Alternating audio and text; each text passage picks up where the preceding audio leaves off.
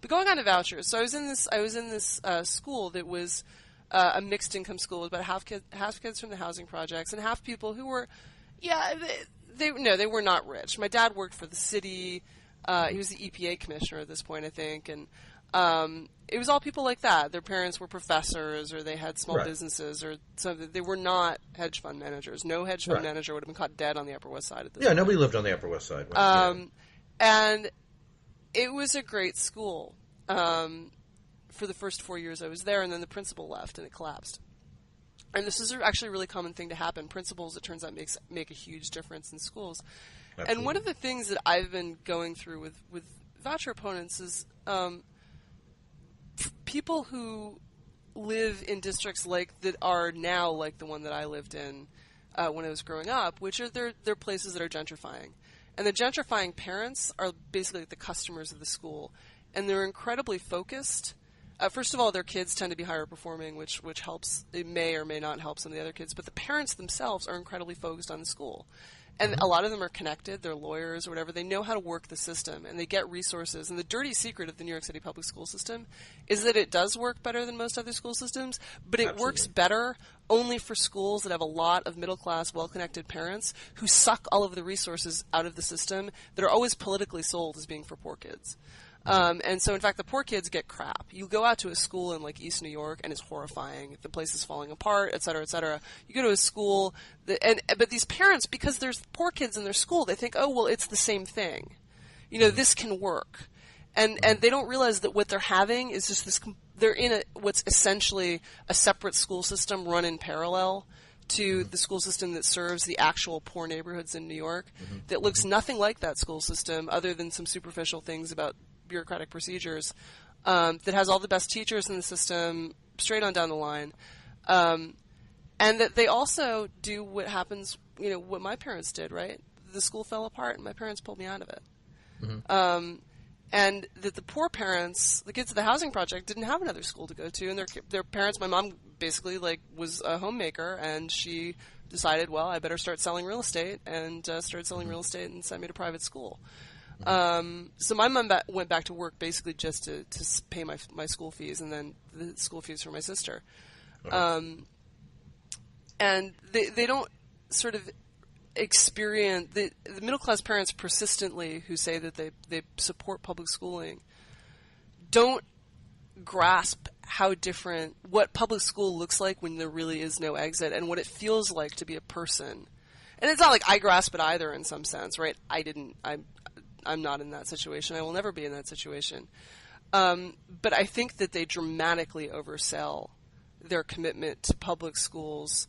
I'm really offended in some way by calling that thing of being in a great public school, the same thing in any meaningful sense as the experience that kids are having in East New York or Watts or almost anywhere in Philadelphia, anywhere in DC, in Anacostia or whatever.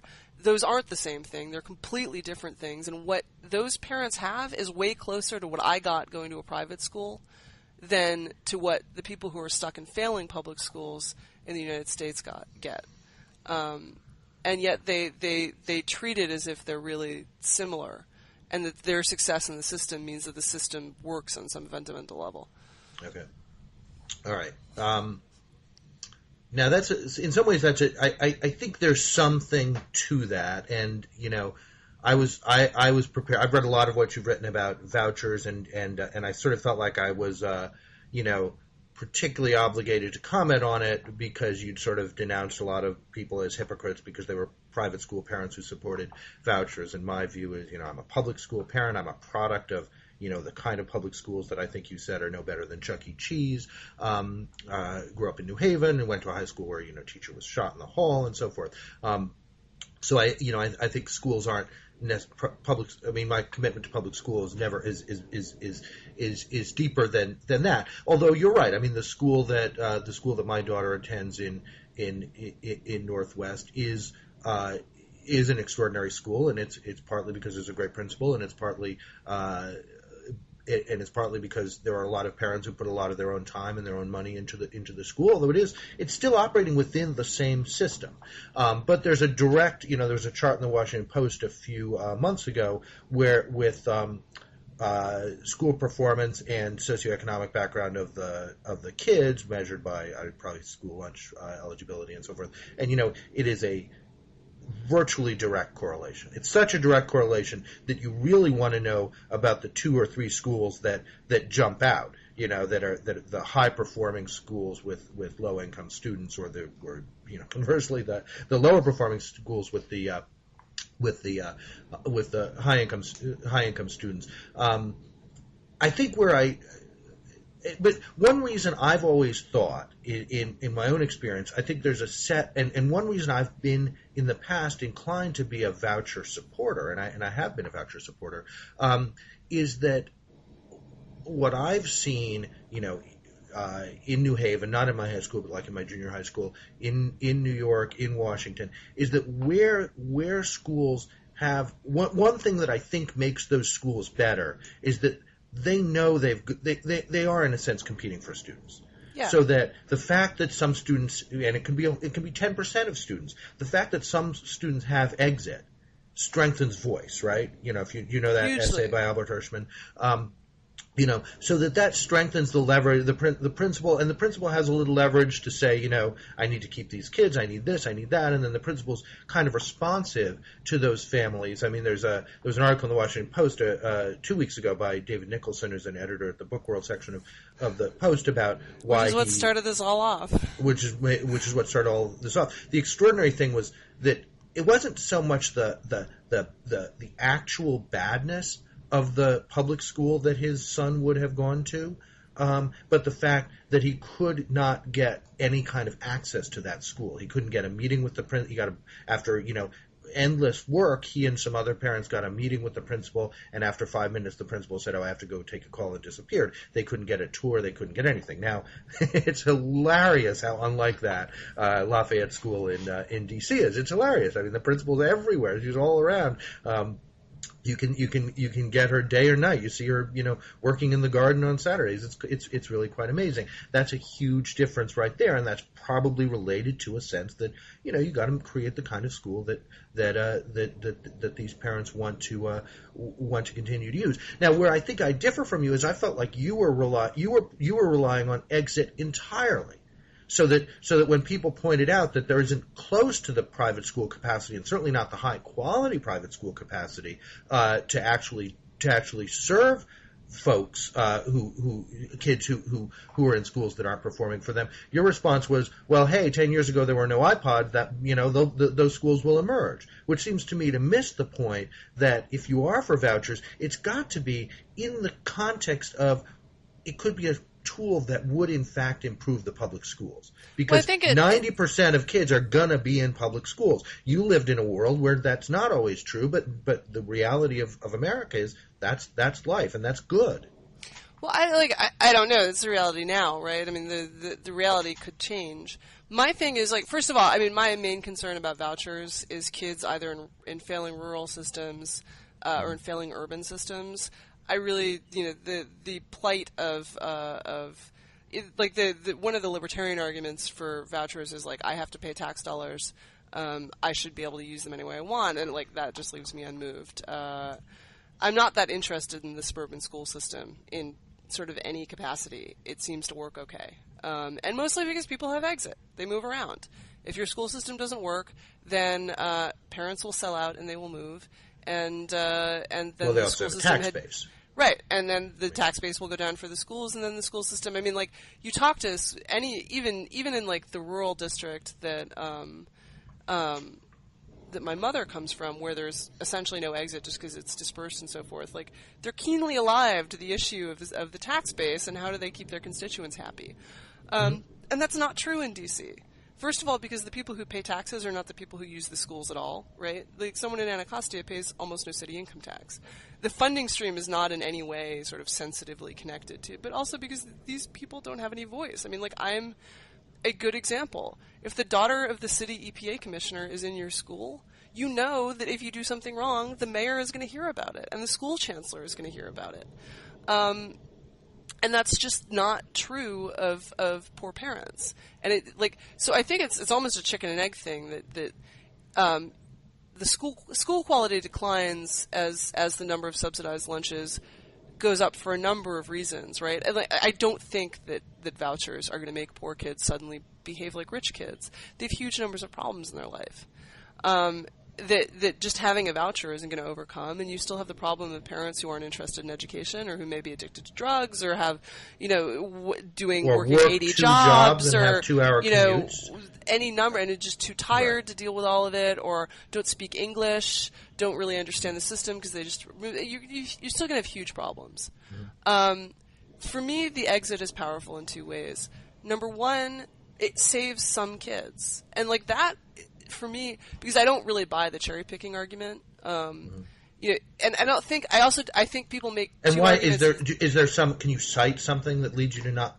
I mean, the cherry picking argument being that just to spell it out, being that the private schools that kids with vouchers would go to, that the kids who would go to the private schools would tend to be, better off kids anyway. Right. So that those schools would look better, and they would also leave behind a worse school. Right. Well, that to me is the key variable. If that's true, that's a big problem for vouchers. You don't buy it. Why? Well, we have good data, right? We just got this study that, it's still in progress, but starting to come out. They just picked poor families up and moved them to the suburbs. They didn't quibble about whether it was a school or whatever. They just picked them up and moved them to the suburbs. And there's no difference. There's randomized control study, no difference. We don't know. The parents who didn't go to the suburbs. You said 4 families? No, more than 4 families. I'll dig the study. Oh, you said poor families. Poor families. I know the studies you're talking about. There's differences in some dimensions and not differences in others. And you've got a whole set of issues there, which is a disruption. I mean, that's not comparable to simply switching schools. But given yes and no, the kids should be doing better in school. Well, their behavior improved and the academic performance didn't improve. Right. And I think there's reason to think that that the academic performance might lag behind the behavior improvement.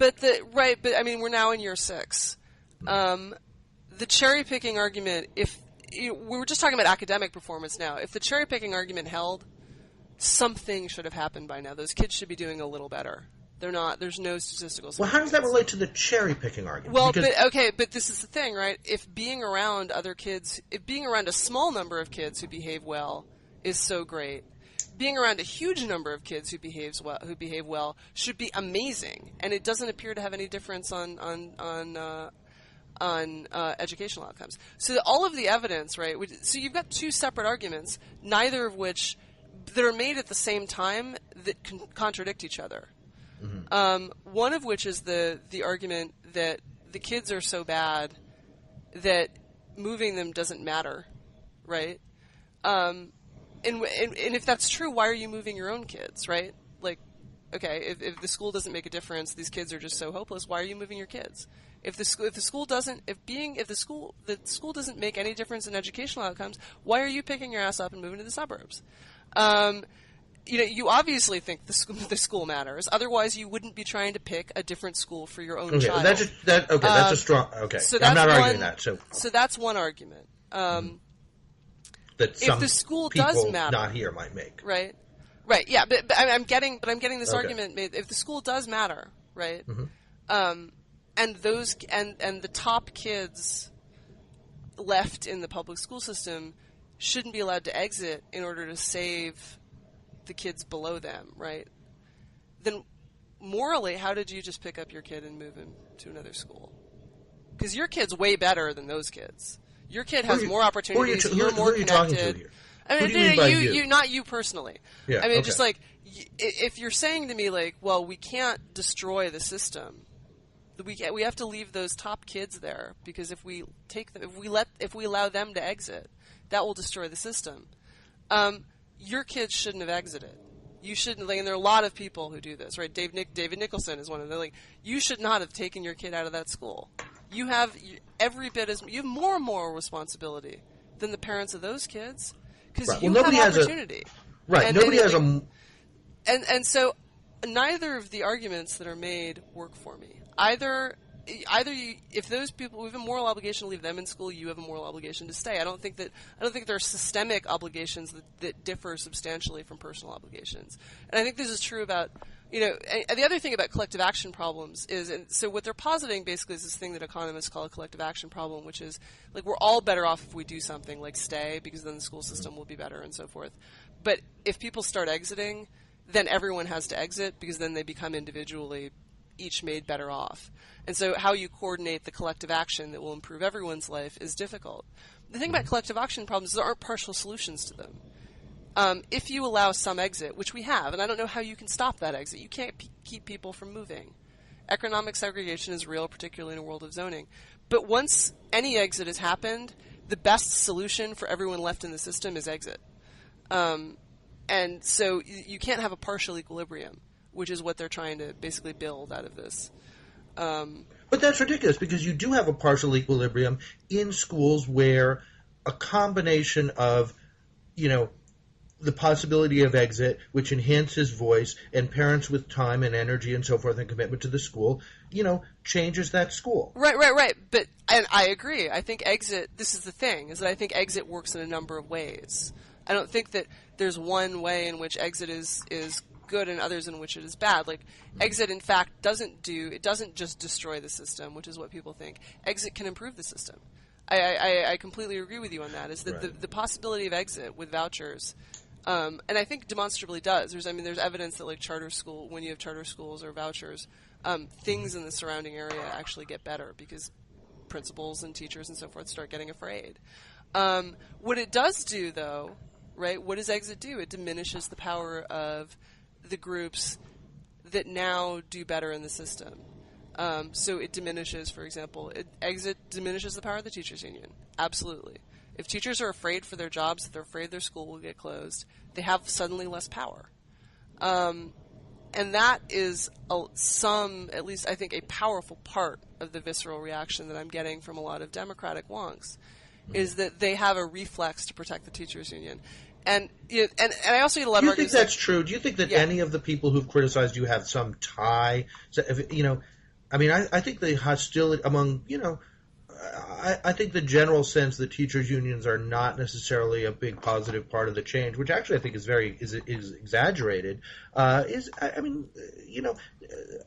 Yes, Democratic operatives think of the teachers' union as important because they're important, 1/3 of the Democratic convention delegates or whatever, but not from Ezra Klein. There is a perception among I do. I think that progressives perceive this to be, and possibly validly, because I think that a lot of conservatives do attack the teachers' union in a really excessive way. I think the teachers' union create problems, but the system is what creates problems. Like, the teachers' unions are part of this poisonous interaction in urban and some rural school districts where there are a huge number of parts of the system that don't work that well and have too much power, and then they interact in ways that are extremely bad. If you blew away the teachers' union, like, New York City schools wouldn't just suddenly get better.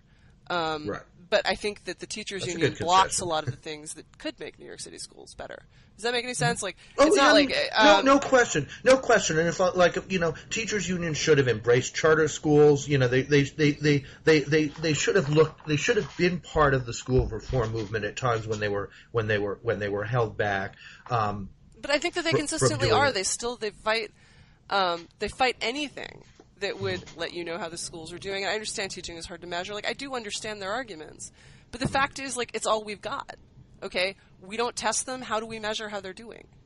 Right, yes, but that fight is over. That fight's done. But that fight's done. And Richard Kallenberg's book about Al Shanker, which is a great book, talks a lot about how he kind of led the sort of second teachers' union into the school reform movement.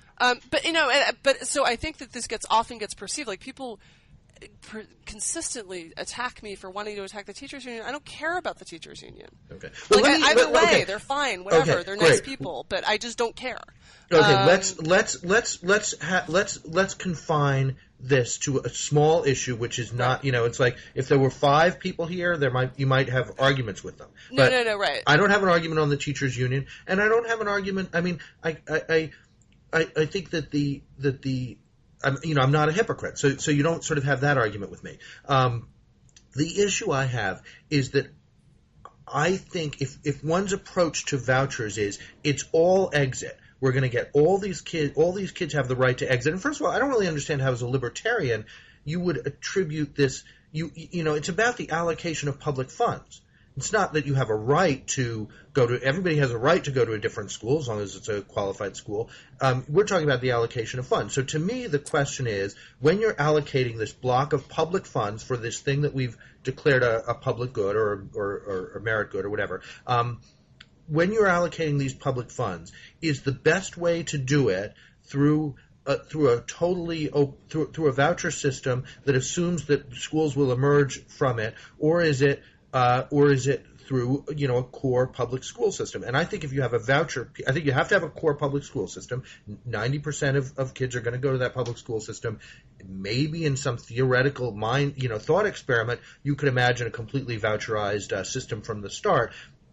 But we're going to start with this base of the public school system. So the question is, does this power of exit help reinforce the voice and the other things that would actually improve those schools? And what upsets me about voucher supporters is that there seems to be no interest in that question. It doesn't, you've asserted that there are some studies that show it. I don't think so. I think that question actually it's hard to answer. It gets wiped out of the studies in Milwaukee and so forth, which only look at do kids who actually exercise exit do better or not. And I feel like I have nothing in common with a voucher supporter whose approach is, it's like iPods. There'll be millions of private schools. No, and that's not exactly what I said. That's not true. I was responding to people who were like, there won't be any more private schools. Like, there aren't private schools, and therefore, we shouldn't have vouchers because there's no private schools to set. And it's, first of all, not true. Every urban area in America has Catholic schools with huge amounts of overcapacity right now. But second of all, and the Catholic Church built this huge infrastructure that now it doesn't have parishioners to fill. Right. And not every which creates actually this is especially in the most failing places that we're looking at, like New York and Chicago and so forth. But second of all, the assumption that there will just be no more schools, that no one is going to build a school, is retarded. Someone will build a school. People want to educate poor kids. They can't do it, right? If they don't want to work within the public school system, which is Byzantine enough to kill the spirit of many people who would like to help, then they have no way to do it, because getting donors to fund public, some people do, but it's really, really tough. Right. So this is a way to give people who really want to do this an opening to build more schools. I think there will be more schools. I don't know that there will be 100%. Charter schools does a lot of that, and the fact is those building a school is not an easy thing to do. It's a very, very difficult thing. It is not an easy thing to do, but it is a 90 times harder thing to do within the public school system. The system it's ossified, and it is set up in so many ways to restrain people from exercising initiative. And I think this is the legacy of first the progressive reform movement, which it was reacting to real abuses and so forth, but second of all, the legal movement of the 60s and 70s to sue for all of these rights. What it's created is and also the unionization of teachers and principals, and the proliferation of community action and so forth. What this has left us with is a system in which almost no one can move, and all of the energy of school reform gets consumed in these just incredibly tedious battles in which people try to sort of marginally increase very small amounts of territory. Just because the system is done, it without bulldozing huge portions of it, it's simply unable to change itself. Is what I honestly feel about these urban school systems. The government has become unable, so exit for some kids, but also that I think exit may change that dynamic. But this is two different things. This is two different. See, yes, when you say it's the first great. thing, when you say working more than one way. When you say bulldoze the whole thing, this is when I feel like, for me to support vouchers is like liberal supporters of the Iraq War on grounds of human rights or democracy. It's like I can't support vouchers if I'm getting into a movement that's actually about bulldoze this whole system because it's all about the lefties of the 60s and No, that's not some screw-ups. If you tell me it's about a way of using exit to improve, to change the motives and improve the public school system, which you respect and think we should have one of, great. But if you tell me it's about bulldozing this system because it all sucks, I can't be part of that movement. I don't care if we have a public school system or not. I'm pretty much indifferent to what I'm interested in is educating kids. And if the public school system does a good job at educating the kids it's supposed to educate, like in some theoretical libertarian la-la land, there would be no public post office and there would be no public school system. Right. But it just doesn't interest me as a political question. What I care about now is that there's a huge number of kids, the hardest to serve kids. It does the worst job at the thing that's hardest. And it has, for 50 years, completely failed to improve at doing that job, and it's getting worse all the time. So if it is a choice between the lives of those kids and the public school system, for me, it's the lives of those kids. The public school system, if what it took to educate them was shutting down the public school system tomorrow, I would do it. And if what it took to educate them was keeping the public school system in place, I would do that. I come neither to create, to praise the public school system nor to bury it. What I'm talking about, and I also think that what you're talking about is like the existence of a public school system in some theoretical, beautiful sense that there is this thing that we all do together, which I don't personally doesn't sort of inspire me. Well, I think but I also don't want to destroy. What I'm talking about is the I think you make a good point, which system. is we don't all actually do it together, and I think that's actually a good point. But what I'm talking about is the actual system. I mean, the actual all of the bureaucratic rules and all of the just accumulated dross of 100 years of partial political reform that I think has made it impossible to educate poor kids, really poor kids in neighborhoods that are full of other poor kids and no middle class parents. We used to be able to educate those kids. I mean, America used to educate the kids from the ghettos in 1900 came out of public school systems able to read and write. And at 8th grade went into jobs able to read and write. And that's not happening now. You get people graduating from high school or dropping out who can't read and write, who can't do basic math. Every measure suggests that kids now are performing at a level, that there's a steady increase. The mean has gone up. Well, yeah. The tails are not getting better. Some of the tails are not getting better. Yeah, but I'm interested in the tails. The mean is doing fine. Again, like suburban schools, I don't care. Fine, great, they can exist, they can not exist. If suburbs want to have public schools, I don't live in one. And I'm happy for D.C. to have public schools, provided, again, that the tails are getting better. And they're not. They're getting worse. And so, part of this argument, right, about the cherry picking is it's already happened. We picked all the cherries. There are no cherries left in these schools to pick.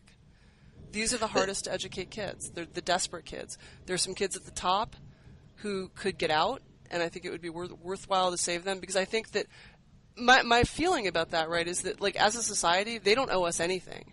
They don't owe the other kids in that class anything. We owe them an education. No, I think that's fine. I think that's fine, and I think you're right. And that's in the same way that many that parents who have an option, very few parents would never take that option, right, under any circumstances.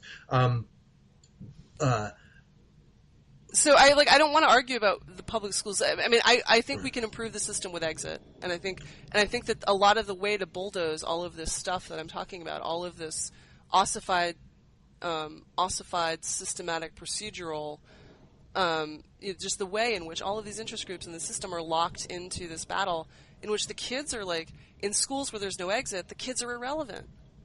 Like, people there would like to teach kids, but it's not their first priority for most of them, right? Like, they have other things that they need to do. They have to have salaries. They have to.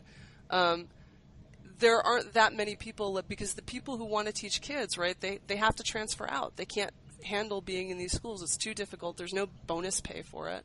There's no hazard pay. You have to be like one scary, super committed ideologue to stay to be a good teacher who stays in a failing public school at the point at which you have enough seniority to transfer. And there's some people who do it, and God bless them, but they're very few. There's some principals who do it, and God bless them, but they're very few. Most of the people in the schools are there, including the teachers, because they can't go anywhere else. And so I think, creating exit for those people will change the system for those remaining behind, and maybe it'll change it enough that 5% of the students take vouchers and no one else even wants them because they like their school and it's great. But it sounds and like that would be a fine outcome for me. I don't want to destroy the public school system per se. Okay. But well, what I'm interested in is how do we change all of the stuff that's in the system right now that is just... And so what I had, Ezra Klein responding to me and saying, look, there are a lot of really serious academics, and they really think about it, and libertarians are just wingnuts. And it's like, you go talk to those really serious academics, and they have to start... There's a famous joke that they tell about economists, is that there's an economist, a chemist, and an engineer stranded on a desert island, and they have all these cans from the shipwreck, but no can opener.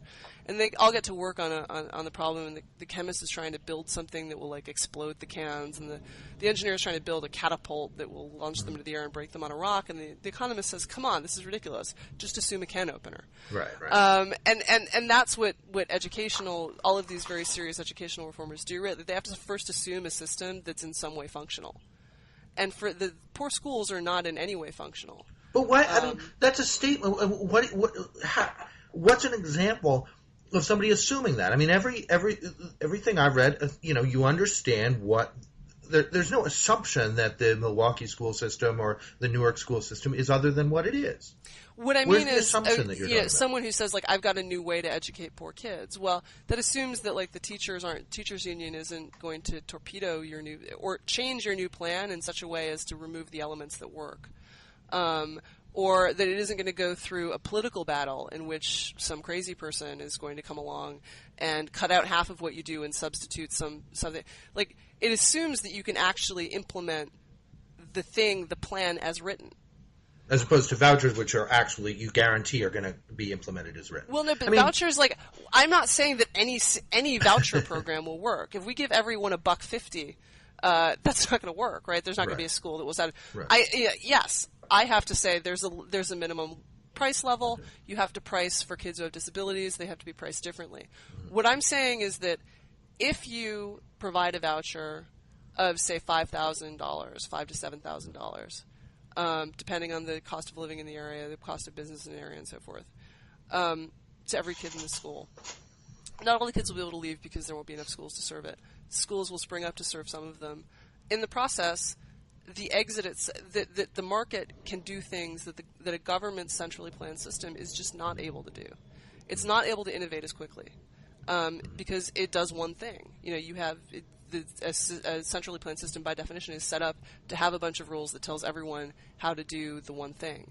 And it measures inputs rather than outputs. How is it that in the good old days, before the awful liberals of the 60s came in, we were able to educate kids in a public system? Well, and partly because we didn't have all the rules. The bureaucratic culture of America since 1900 is completely different from what it used to be. It's completely different. Mm-hmm. It's not just the 60s lawsuits was a big thing. The revolution in the legal culture of the 60s and 70s, I don't think anyone would argue it's revolutionized the way that anything happens. Everything now takes 8 times as long as it used to. But schools were. There was no. The Deweyan Revolution didn't take place when Dewey was alive. It took place in the 60s. Before that, schools were very rigid, rule-based systems. No. You did what by you did. Themselves, right? But there weren't the kinds of constraints on things like firing teachers, changing curriculum, trying new things. There's no way to experiment in the New York City school system. You are given a curriculum, and that is the curriculum you will use. These are the textbooks you will use. This is if a teacher does this, there are 17 rules dictating how it must be done when they take their lunch breaks. A principal can't ask anything of the teachers other than what's specified in their contract. The school system can't ask anything from a principal other than what's specified in its contract. There's no flexibility. People are like little cogs in this machine, and the machine we know is broken, right? The machine doesn't work. Right. But you also can't change it, because every time you try to change it, all of the cogs activate and say, well, but I don't want anything different. So it's a poisonous thing. There's no way to change it. All of the interest groups of the system, and all of the interest groups dedicated to changing the system, the only people whose voices are absent are the customers. The only people who have no power or at all in this system are the people who were supposed to educate, the parents and children who are supposed to be the constituents of it. Right. And I think your point is that particularly the parents who have no mobility, right, either the economic mobility to use private schools or the geographic mobility to move. And I think that encourages the ossification. Okay. That what I'm hoping is that you get a combination of private schools as a place where there is experimentation, where we learn. We don't know how to educate poor kids very well, and I think that's something the voucher opponents are saying, and they're right, but they don't know either. Right. What I'm hoping is that we could find out by having a bunch of little places, each of which try, and when someone finds something good, other people have to copy it because they're afraid of losing their students if they don't. And if the public school system takes stuff from them and the public school system still does the bulk of the education, that's fine. I don't really, I have no objection to it. Like, it just, again, it doesn't interest me that much. I don't hate it because it's a public system. I hate it because it's a public system that's a complete disaster. Mm-hmm. Okay. All right. Well, I keep struggling with whether I have a partial agreement with, a significant agreement with you, or I hear terms like bulldoze the whole system, and I hear a very, very, very exaggerated idea of the difference between the public school system of 1950 and today. I would say 1900. By 1950, you're already starting to see this problem, right? I mean, you're already starting to see.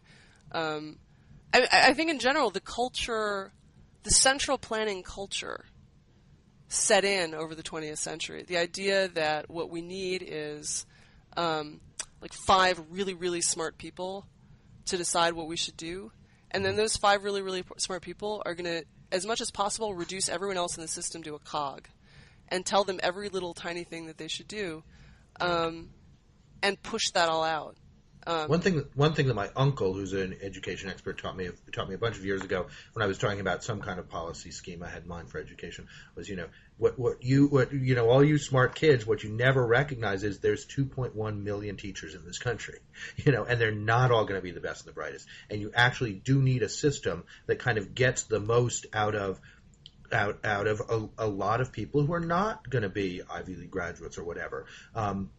It's a little like the military in that sense, and that's an important point. For as much as you want to say, you should have a system where teachers can just innovate freely, and if they don't like the curriculum, they could just use some other curriculum. I mean, for the most part, and if you deal with teachers a lot, you realize most of them actually, without a curriculum, they're a little bit lost. So okay, but the flip side of this is that you then have to, when they innovate, you have to provide feedback on that, right? Like the problem with the public school system, there's no feedback. You don't know. A teacher decides to teach in Latin. And there's no one providing feedback saying, hey, this doesn't work so well, you should stop that. So what we do is we try to to me, okay, so I think this is maybe what gets down to the bottom of, and I'm very libertarian and Hayekian about this. To me, a good system is a system that doesn't specify rules in advance and then try to make everyone carry out those rules in advance exactly as is.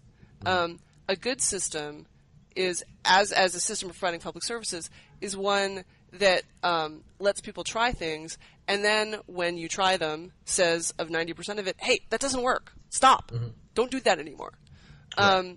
And the central planning idea is why, Soviet markets were bad at providing everything.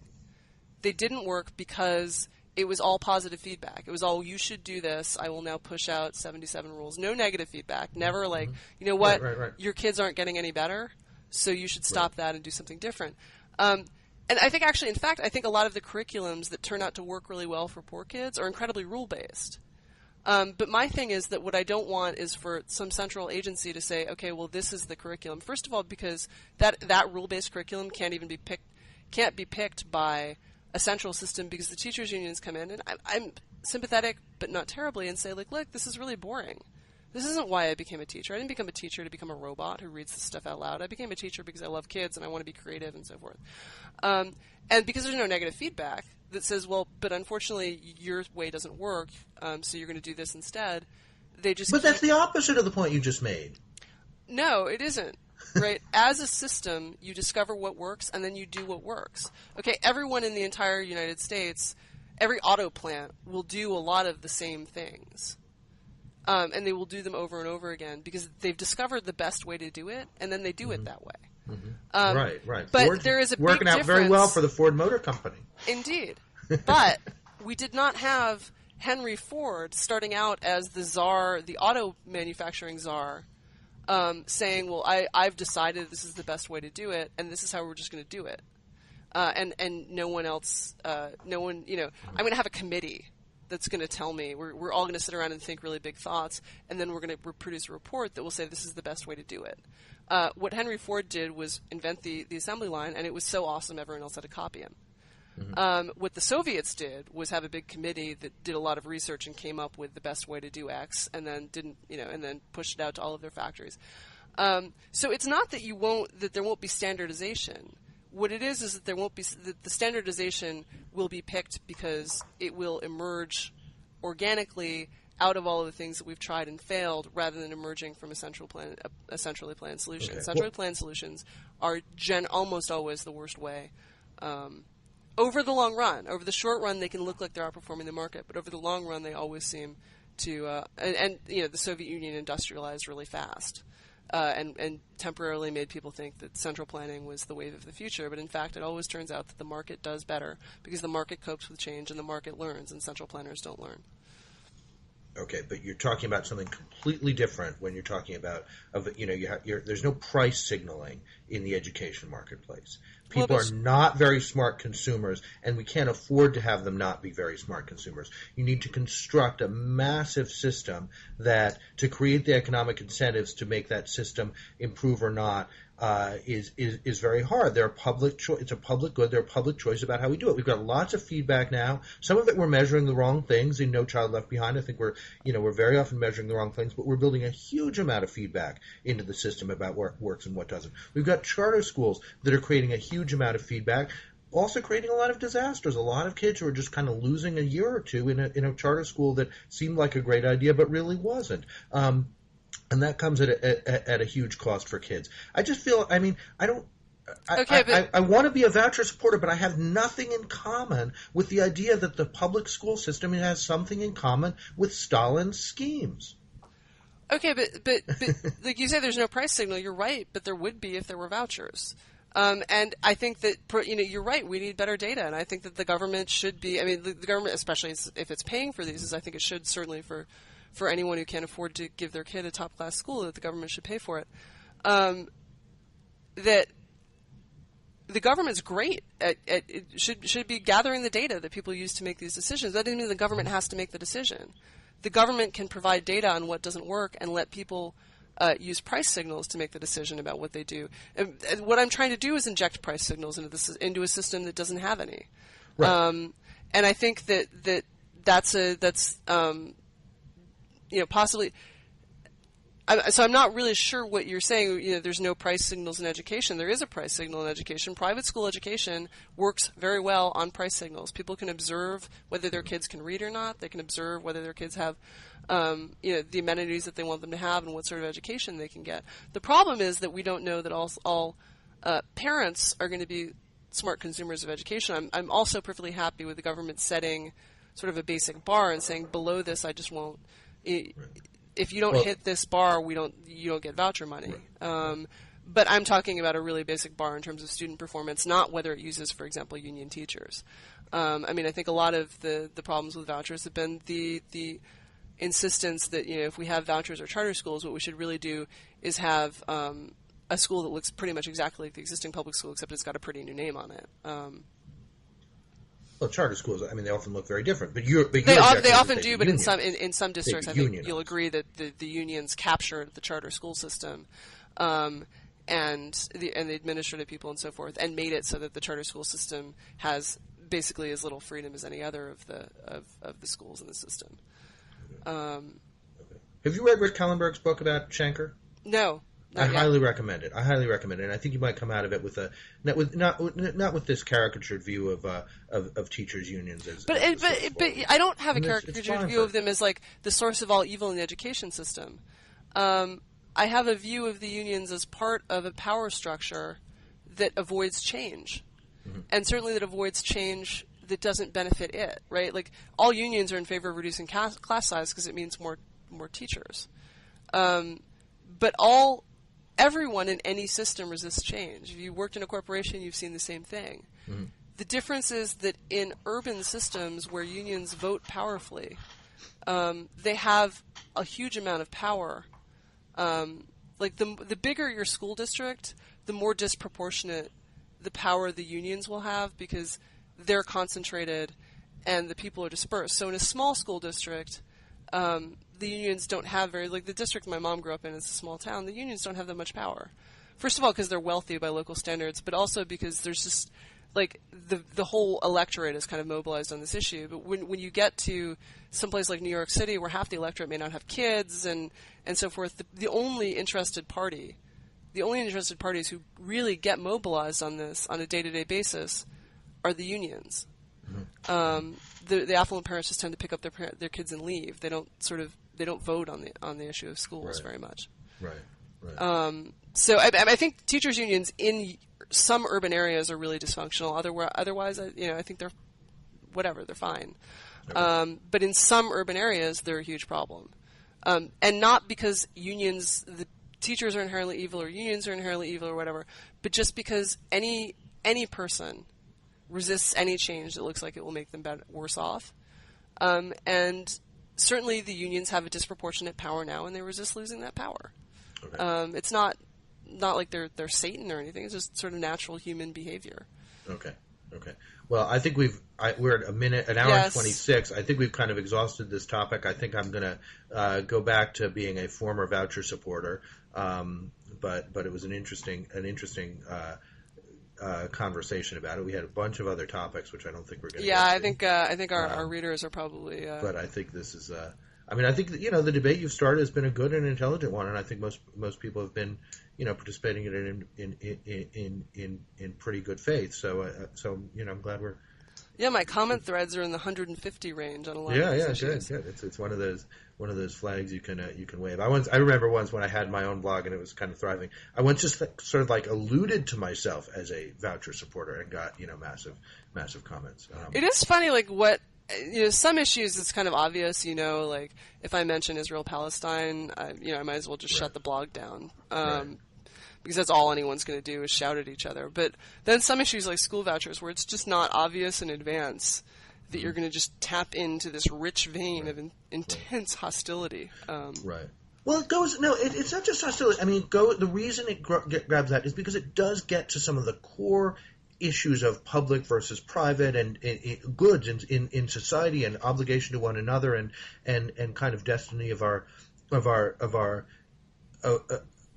economy and our life, and it's tied into it's sort of easier to work with than some of the healthcare issues, but it reflects some of the same choices between a kind of individualized system and one that does have some centralized program in it, and I think a lot of other issues are maybe sublimated into the issue, and then of course for parents it's all they ever talk about. We had our daughter's little potluck dinner for the for the families in her first grade class, and it was like half the conversation was about, well, how happy are you with the public school system? Half of it was how much people thinking about whether they should whether they're going to exercise their right of exit or not. Mostly agreeing not to, but well, I actually think, and I will close with this, and then I won't. But what actually interests me with progressive supporters of vouchers is that. We're not having a debate, right? Almost no one is having a debate. Some people do. I guess they want a rebate on their tax money so they can educate their kids outside of the system. But most of the people like me who are passionate about vouchers, I don't have kids. I don't want a rebate on my tax money. I'm willing to spend more on the schools if that's what it takes to educate kids well. And so the debate about healthcare is by and large a debate about, is this a good that society should provide? And in schools, we've answered that question. Society should provide every kid a good education. That's just one of the things that society is supposed to do for whatever ideological reason you believe. And what's odd to me is that I feel like we're having in schools a debate that we've had in every other area of government and answered a different way, which was, should the government, we know that the government is supposed to pay for this thing, but should the government actually be in the business of manufacturing this thing that the government needs to provide, or should it buy it on the market? And with the exception of the military and police, where I can make sort of a good classic public good argument that these goods are non-rival and non-excludable and for various other reasons are hard to actually buy. And then also that you want the state to be providing it because you want them to limit sort of, you don't want to give people too much freedom to act violently. And you want to constrain their actions quite a bit more than you can if you buy it. This is a pre-Blackwater answer, but okay. Well, but it's not clear. Yes, but yes and no. Anyway, but Blackwater might be the argument for that. Yes, this is a good that the state should just provide. We shouldn't be buying it on the private market for exactly this reason. But for every other industry, basically everyone has now concluded that the answer is no. The state should not be in the business of running this stuff. The state should not run coal mines. It should not make steel. It should not make autos. It should not manufacture airframes. The state isn't as good at doing stuff as the private sector is. It's good at taking money and buying stuff that has to be bought for various reasons. It's pretty efficient at transferring money from one person to another. But that in general we've said no, the state shouldn't make stuff because for all of these reasons that I've been outlining at great, undoubtedly tedious and boring length for the last hour, it's not good at providing stuff. And so instead we should have a model where, as much as possible, the government just pays other people to do stuff for people that the government has decided should be done. Okay. And so I'm not sure why liberals are so vehemently committed to the idea of a system, to the idea that the government should manufacture our education, rather than that the government should be in the business of saying, like, look, everyone has to get an awesome education. I'm going to spend this much money on it, and then I'm going to test the hell out of the kids to find out how you're doing. Or, I mean, like, as we do with healthcare, not test them and not check how you're doing, and just give you a bunch of money. But whatever it is, why we're so committed to the idea of government provision of the service, I don't really get that. But I think we're probably out of time. All right, but I want to answer that very quickly, which yes. is because the system as a whole works incredibly well, and it's created. It is responsible for so much of the wealth and well-being we take for granted in this country. Is a universal public school system, which 90% of kids go to, and works extraordinarily well for 90% of those kids. And there's nothing that in any libertarian dream could replace that. Well, I guess we'll have to agree to disagree. It's our greatest national, other than the Brooklyn Bridge, it's our greatest national monument. It's certainly been interesting talking to you, and I hope we do this again. Likewise. Good, Megan. Thank you. Cheers. Okay, bye-bye.